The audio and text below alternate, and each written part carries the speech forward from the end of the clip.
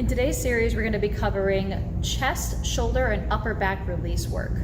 We're using a 5-inch therapy ball as well as a 3-inch therapy ball. Specifically, this is the trigger point therapy massage ball, and this is the yoga tune-up alpha ball. When approaching a new program as far as release work goes, you want to start with a bigger ball with a bigger base. We want to discover what we need and what we don't need. So, using this base will give me a better idea while being kind to my fascia and my nervous system. So I'm going to start with this ball on the wall. And I'll bend my knees so I can get a nice little lean into the wall and start rolling it out. Now, I'm going to go ahead and look away. So if I'm releasing the right side, I'm going to look to the left to get a better release from not having my face right against the wall, but also it opens up that net a little bit more. So just rolling it around and trying to find what spot is really tense. And this is why we bend our knees. We need to be able to go down and up and explore what our pec is really needing. And so after rolling around, maybe going cross-hatching from left to right, and you can release that arm as well. You don't have to raise it. Well, not just yet, we will in a moment. So, rolling it around, going for about 90 seconds here, trying to figure out what is the spot I am going to focus on. So, I'm finding this is right here. Now again, you can decide how much pressure you want by how far away your feet are and how much of a lean you get into the wall. So, I'm gonna go ahead and I have enough space to look forward, but I'm kind of looking to the left as well to make sure that I'm not just staring directly into the wall. Okay, so right here, place the hand on the wall. Take a deep breath in.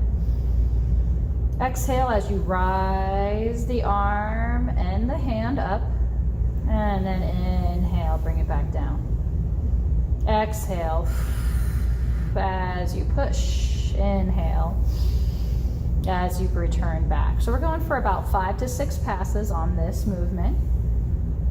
And after that 5th or 6th one, you're going to go ahead and release the arm and roll around. And make sure you are going in both directions. All right? Now, I want to go ahead and do an arm raise. So a lateral raise. So I'm going to go ahead and find another spot, or maybe that same spot that really needed it before. Look away, and again, do a big wave up and a wave down. Breathing in at the bottom, exhaling as you rise up.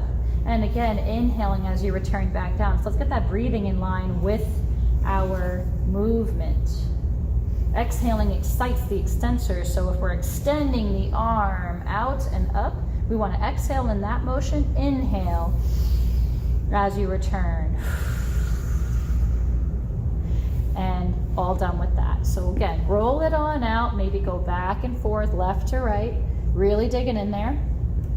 And once this series becomes easy with the 5-inch ball, then you progress onto the 3-inch ball. So you start with this, make sure it feels good, and say, okay, I need a little bit more. Then you're ready for this. Don't dive in too quickly, too soon, too much, too fast will do more damage than good. So be kind to yourself and your nervous system. Moving on to our trap. I'm going to go ahead and use the 3-inch ball because I find this smaller base works better for my trap, but you can always start again with that 5-inch ball, make sure that it's good and it feels okay, and then move on to the 3-inch. So let's go ahead and put that 5-inch ball down and get ready to rumble. I'm pulling my hair out of my way too because I have a lot of baby hair back here, and so make sure you have your hair pulled away. You don't want to get it trapped in there. It hurts. So bending both of my knees, again, creating that lean so I can control the pressure and be able to work through all of the range I'm looking for. All right, I'm gonna bend and get into that trap. So, getting that hair out of the way, I have my left foot forward, my head is beyond the doorway, and my right foot back. And I'm gonna go ahead and lean down and lean up. So right here, I'm just digging right into that trap, going up and down.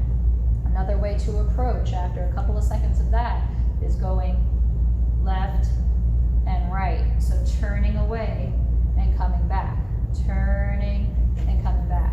Again, you're gonna have to probably reposition. So see, I repositioned, and I was able to dig in there a little bit deeper. My right arm is just hanging as well. I'm not doing anything with that just yet. get a little bit of circle motion going in there as well. But I'm finding that right here is where it's pretty gnarly. So I'm going to go ahead and apply the pressure that feels best. Then do a little bit of a pendulum swing with my arm from left to right. Nothing too crazy, just trying to figure out how that feels and just how much of my fascia is really kind of tense in there and causing a lack in the range of motion in my shoulder. So once we get a couple of swings in there, some gentle swings, go ahead and do some circles again and reposition, get in there. Let's see, I'm gonna get over here and I'm gonna do a little bit of up and down and roll it out. Now there's another way to approach this and we're gonna do that right now. So now adding on to the trap, I'm gonna go ahead and use my other trap now. I'm gonna bend my knees, lean into the wall, and here we are. I'm gonna dig into the trap this way, where I could feel it's a different release. It's a very different release because of the angle in which our body is leaning, but also the access to our trap because of which way we're facing. So this is going to get into a different part, a little bit more in the posterior. The other one gets a little bit more into the anterior. So we want to hit both. All right, so you could start with one or the other, doesn't really matter. I usually like to start with the one that I know is going to serve me best, because that's probably going to get most of the work done immediately. And so again, rocking left to right, turning, exploring the range that you have available and how much area you want to cover. That's really up to you. So again, once I find that spot that's pretty gnarly, I'm going to back up so you can see. I'm going to go ahead and apply that pressure. I have my left foot forward, my right foot back, because my left is the one that I'm leaning into. And I'm going to go ahead and raise my arm and bring it back down. Again, breathe in here. Exhale. Inhale down. Exhale up. Inhale down. And you can go as slow as you'd like. This is a moderate pace I'm going at right now, but I would say the slower the better. It helps you really discover what's going on in there, and taking your time is never a bad thing when it comes to release work. So I'm gonna also get into the trap right here as well. I'm gonna do the same thing. I'm gonna release here. Actually, let me change that angle. And again, I'm gonna raise and lower. Inhaling down, exhaling on the raise, inhaling down, exhaling on the raise. Your breathing is key, so getting into tune with your breathing through release work will also help you breathe better on a daily basis, but mainly it will really help you in your workouts. So, all right, once you've discovered all that stuff is really mushed out, you have done your work on the trap, and then you're ready to stretch it. So piggybacking off what we just did for our traps, we're gonna go ahead and release the rest of our upper back and a little bit into our mid back as well. So let's go ahead and pull that hair out of the way if you got some in the way. And let's go ahead and get that ball in there. So again, I need to let it fall down a little bit more.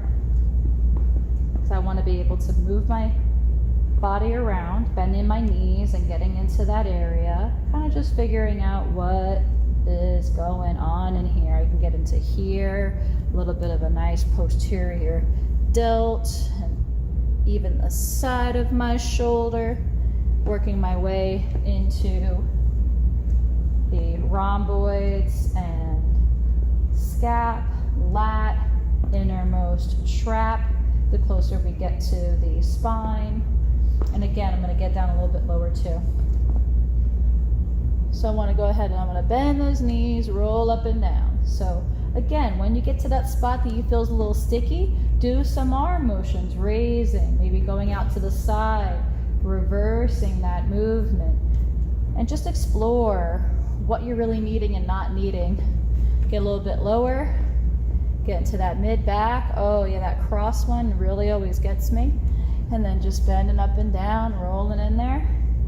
And you could do some good work with a foam roller as well, but you won't reach nearly as much muscle and fascia with a foam roller as you would with a ball. And then again, if this ball, you find that this is not really enough anymore, then go ahead and move on to the 3-inch ball. But you're just kind of rolling around, trying to figure out what is up. All right. So remember, we're starting with this ball so we can be nice to ourselves and listen to what we need and what we don't need, and then we work our way into this. Now make sure that you are stretching after you've done your release work, drinking a lot of water, and then implementing these into your day whenever you think you may need them.